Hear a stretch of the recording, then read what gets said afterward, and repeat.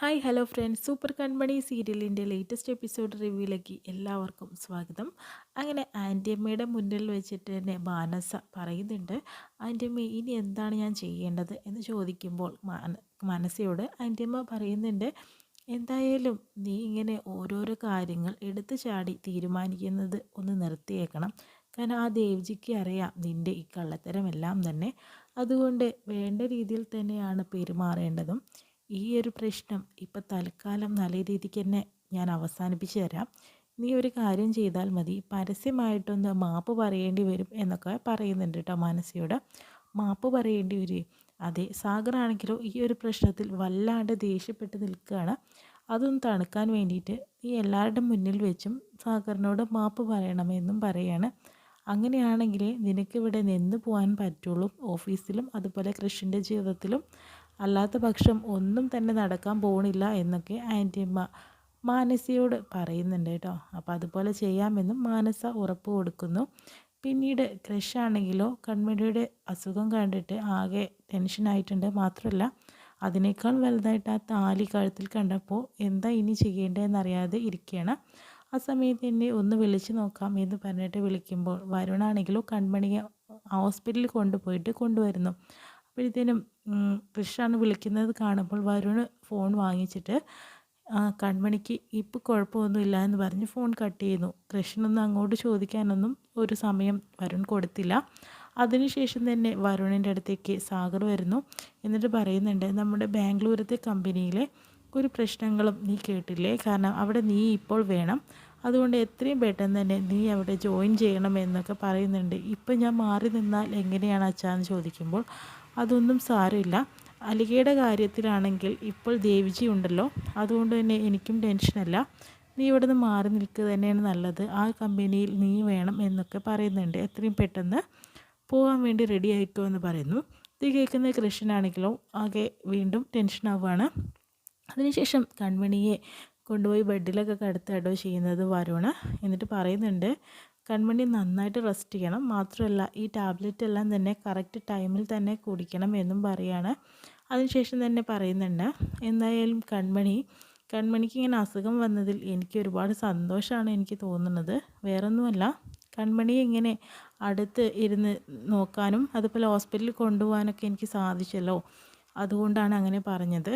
പിന്നെ വേറൊരു കാര്യം കൂടിയുണ്ട് കൺമണി, ഞാൻ വന്ന സമയത്ത് ക്രഷ് ഇവിടെ വന്നിട്ടുണ്ടായിരുന്നു. അയാൾ എന്തിനാ നിന്നെ ഹോസ്പിറ്റലിൽ കൊണ്ടുപോകാനായിട്ട് എടുത്തുകൊണ്ട് വന്നത്? അയാൾ നിൻ്റെ ഭർത്താവാണോ എന്ന രീതിയിലൊക്കെ ചോദിക്കുമ്പോഴത്തേനും കൺമണി ആകെ ടെൻഷനായി ഞെട്ടിത്തരിച്ചിട്ട് നോക്കുന്നുണ്ട്. അതല്ല, വേറൊന്നും കൊണ്ടല്ല ഞാൻ ചോദിച്ചത്, എന്ത് അധികാരത്തിൻ്റെ പേരിലാണ് അയാൾ അങ്ങനെയൊക്കെ ചെയ്തത്? നിനക്ക് അസുഖം വന്നിട്ടുണ്ടെങ്കിൽ ഞാനും ഉണ്ടല്ലോ, എന്നെ ഒന്ന് വിളിച്ചാൽ മതിയല്ലോ, ഞാൻ കൊണ്ടുപോവില്ലേ? അതുകൊണ്ടല്ലേ ഞാൻ ഓടിയെത്തിയതെന്നൊക്കെ പറയുന്നു. ആ ടൈമിൽ തന്നെയാണ് അച്ഛൻ വരുന്നത് കൺമണിയുടെ. മോനെ, അച്ഛ ഒരു കുഴപ്പവും അവൾക്കില്ല, ഞാൻ ഹോസ്പിറ്റലിൽ കൊണ്ടുവന്നു, മരുന്നെല്ലാം തന്നെ കറക്റ്റായിട്ട് കൊടുത്താൽ മാത്രം മതി, ഒരു പ്രശ്നമൊന്നുമില്ല ഇപ്പോൾ എന്ന് പറയാണ്. മോനെ, നിന്നെ ഓർത്ത് എനിക്ക് അഭിമാനമുണ്ട്, വെറുതെ അല്ല ജ്യോത്സ്യൻ പറഞ്ഞത് കൺമണിയുടെ വിവാഹം നേരത്തെ തന്നെ കഴിഞ്ഞതാണെന്നും അതുകൊണ്ടാണ് നിങ്ങൾ തമ്മിൽ നല്ല പൊരുത്തമാണെന്നൊക്കെ പറയുന്നു. നീ അവൾക്ക് കിട്ടിയത് ഭാഗ്യമാണെന്നും പറയാണ്. ശരി അച്ഛൻ, ഞാൻ പോയിട്ട് വരാമെന്ന് പറയുന്നു. അതിനുശേഷം തന്നെ കൺമണിയെ കൃഷി വിളിക്കുന്നുണ്ട് കേട്ടോ, പനിയുടെ വിവരങ്ങളൊക്കെ അറിയാൻ വേണ്ടിയിട്ട്. അപ്പോൾ കൺമണി ഫോൺ എടുക്കുന്നു. സർ, നേരത്തെ ഫോൺ എടുത്തത് വരുണാണെന്ന് പറയുന്നു. എനിക്ക് മനസ്സിലായി, കൺമണിക്ക് ഇപ്പോൾ ഒരു കുഴപ്പമില്ല എന്നൊക്കെയാണ് വരുൺ എന്നോട് പറഞ്ഞത്. സർ, എനിക്ക് നന്ദിയുണ്ടെന്ന രീതിയിലൊക്കെ പറയുമ്പോൾ നിന്നെ ഞാനല്ല ഹോസ്പിറ്റലിൽ കൊണ്ടുപോയത്, അത് വരുണാണെന്ന് പറയുന്നു. അങ്ങനെ കൺമണി കൃഷ്ണനോട് നന്ദിയൊക്കെ പറയുന്നുണ്ട്. അതിനുശേഷം തന്നെ ഇന്ന് ഓഫീസിൽ പോരാത്തത് പനിയാണെന്ന്, ആബ്സെൻ്റ് ഒന്നും ഞാൻ പറഞ്ഞിട്ടില്ല, അതുകൊണ്ട് സാർ ഒന്ന് പറയണമെന്ന് പറയുന്നു. അതൊക്കെ ഞാൻ ഏറ്റോളാം കൺമണി നന്നായിട്ട് റെസ്റ്റ് ചെയ്യും, പനിയൊക്കെ മാറട്ടെ എന്ന് പറയാണ്. ശരി സാർ എന്ന് ഫോൺ വയ്ക്കുകയാണ്. പക്ഷേ കൃഷ്ണനാണെങ്കിലോ ആ താലിയുടെ വിവരം അറിയണമെന്നുണ്ട്. പക്ഷെ അപ്പോഴേക്കിനും കൺമണി ഫോൺ കട്ട് ചെയ്യുന്നുണ്ട് കേട്ടോ. അതിനുശേഷം സാഗറിനെയാണ് കാണിക്കുന്നത്. സാഗറാണെങ്കിൽ ഇന്നത്തെ ഓഫീസിലത്തെ കാര്യങ്ങളും അതുപോലെ വീട്ടിൽ നടന്ന കാര്യങ്ങളെല്ലാം തന്നെ ഓർത്ത് ടെൻഷനായിട്ട് നടക്കുന്നു. അപ്പോഴത്തേനും കൃഷിൻ്റെ അമ്മ വരുന്നുണ്ട്. എന്താ സാഗർ ഇങ്ങനെ ടെൻഷനായി നടക്കുന്നത്? ആ ഒരു ഡൽഹി പ്രോജക്റ്റിൻ്റെ കാര്യമാണെങ്കിൽ അത് പോവുകയാണെങ്കിൽ പോയിക്കോട്ടെ, എന്തിനാണ് ഇങ്ങനെ ടെൻഷൻ അടിച്ചുകൊണ്ട് നടക്കുന്നത്? നീ എന്താണ് പറയുന്നത്? ഡിസൈൻസ് വന്നതുകൊണ്ട് കൂടിയാണോ സാഗർ ഇങ്ങനെ ടെൻഷൻ അടിക്കുന്നത്? ഡൽഹി പ്രോജക്റ്റിന് വേണ്ടിയിട്ട് നമുക്ക് മത്സരിക്കേണ്ട, അവർ ജയിക്കട്ടെ എന്ന് പറയുന്നു. എനിക്ക് അത് മാത്രമല്ല ടെൻഷനൊന്നും, എനിക്ക് മാനസയെ ഓർത്തിട്ടാണ്. ആ കുട്ടി ഇന്നലെ എന്നോട് എതിർത്ത് സംസാരിച്ചു. മാത്രമല്ല ഇന്ന് കമ്പനിയിൽ വെച്ച് തന്നെ ദേവ്ജിയെ പോലുള്ള വലിയ ആൾക്കാരുടെ മുന്നിൽ അവൾ ഒന്നും അനുസരിക്കില്ല എന്ന രീതിയിൽ സംസാരിച്ചു. ഇങ്ങനെ പോയിട്ടുണ്ടെങ്കിൽ ശരിയാവുമെന്ന് തോന്നുന്നില്ല എന്നൊക്കെ പറയുന്നുണ്ട്.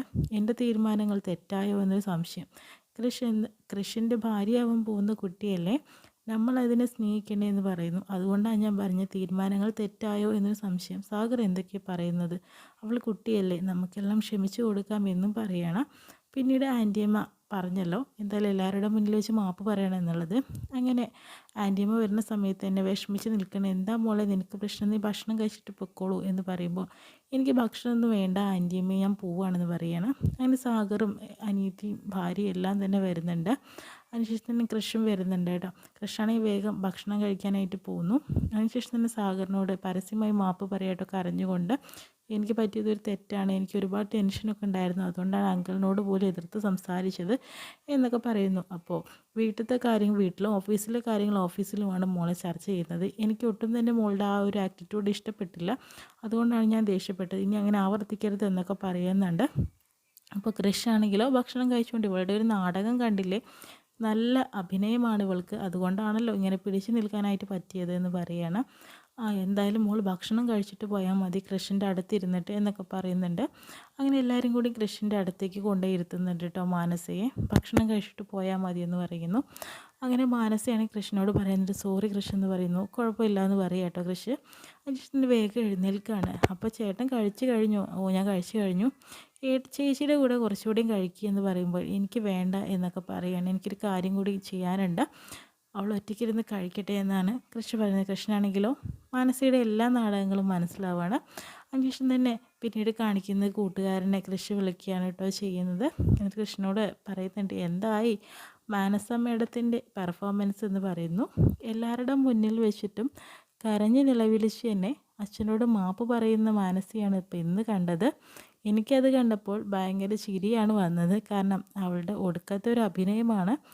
എല്ലാത്തിലും അവിടെ ഇങ്ങനെ അഭിനയിച്ച് തകർത്ത ഇനി എങ്ങോട്ടാണ് ഇവളുടെ പോക്ക് എന്നുള്ളതാണ് നീ മനസ്സിലാവേണ്ടതെന്നൊക്കെ പറയുന്നു. എന്തായാലും വരട്ടെ, അവിടെ എത്ര നേരം വരെ പോകുമെന്ന് നമുക്കൊന്ന് നോക്കാം എന്നൊക്കെയാണ് പറയുന്നത്. ആ ഡിസൈൻ വരച്ചും അതിൻ്റെ കാര്യങ്ങൾ എക്സ്പ്ലെയിൻ ചെയ്ത് കൊടുക്കാനും അവൾക്ക് ജീവിതത്തിൽ കഴിയില്ല എന്നുള്ളത് ഉറപ്പാണ്. അതുകൊണ്ട് തന്നെ ഇനി ഒരുപാട് വെള്ളം കുടിക്കും മാനസ. ഇനിയിപ്പോൾ കൺമണി ഇല്ലാതെ തന്നെ മാനസിക്ക് ഒന്നും തന്നെ ചെയ്യാനായിട്ട് പറ്റില്ല. കൺമണിക്കാണെങ്കിൽ പനിയും ആയതുകൊണ്ട് ഓഫീസിലും വന്നിട്ടില്ല. വീട്ടിൽ പോകാൻ നോക്കിയപ്പോൾ ഞാനാണ് അവളെ ഫോളോ ചെയ്ത്, അവിടെ ഞാൻ അങ്ങനെ വെറുതെ വിടില്ല എന്ന രീതിയിലൊക്കെ കൃഷി മാനസയെക്കുറിച്ച് സംസാരിക്കുന്നുണ്ട് കേട്ടോ. അത്രയും കാണിച്ചുകൊണ്ടാണ് ഇന്നത്തെ എപ്പിസോഡ് വിശേഷം കഴിയുന്നത്.